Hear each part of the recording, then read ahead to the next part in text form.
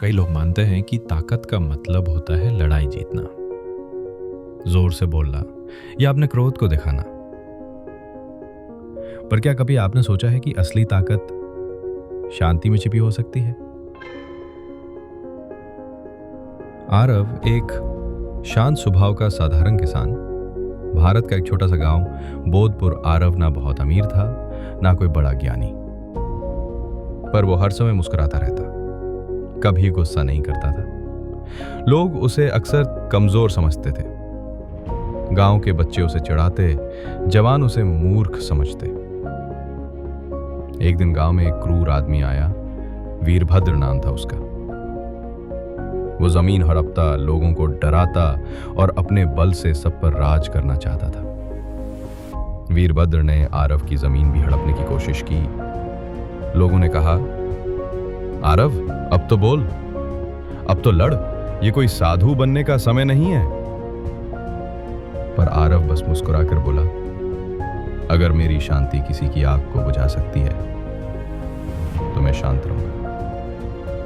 वीरभद्र रोज आरव को नीचा दिखाता, कभी उसका कुआं बंद करता, कभी फसल खराब करता। पर आरव हर दिन खेत पर जाता, मेहनत करता और किसी से एक बुरा शब्द नहीं बोलता। गांव वालों को गुस्सा आता, यह आदमी बेवकूफ है या भगवान। एक रात भयंकर तूफान आया, गांव के आधे घर टूट गए, वीरभद्र का मकान भी गिर गया।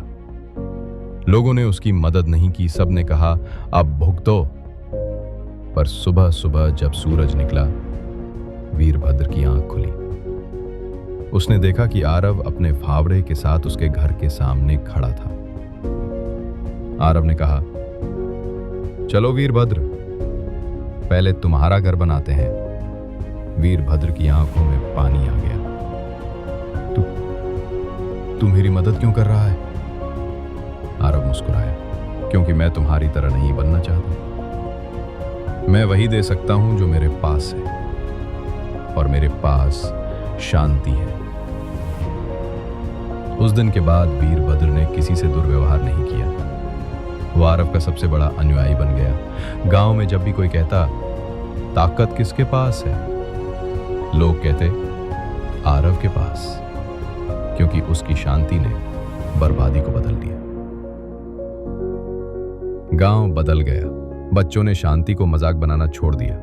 अब हर कोई जानता था, क्रोध से डर पैदा होता है, पर शांति से बदलाव आता है। जहां पहले लोग चिल्लाकर ताकत दिखाते थे, अब मुस्कुराकर एक दूसरे की मदद करते। अब बच्चे कहते, हमें वीर नहीं बनना, हमें आरव बनना है।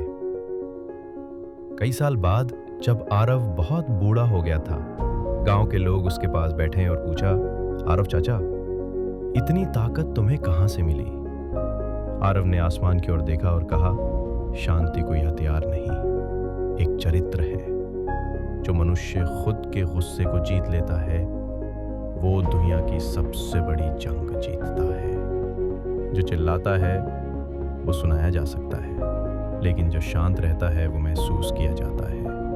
कभी कमजोर मत समझना उस इंसान को जो जवाब नहीं देता, क्योंकि शायद वो जवाब देना जानता है, पर उसकी शांति उसकी सबसे बड़ी ताकत होती है।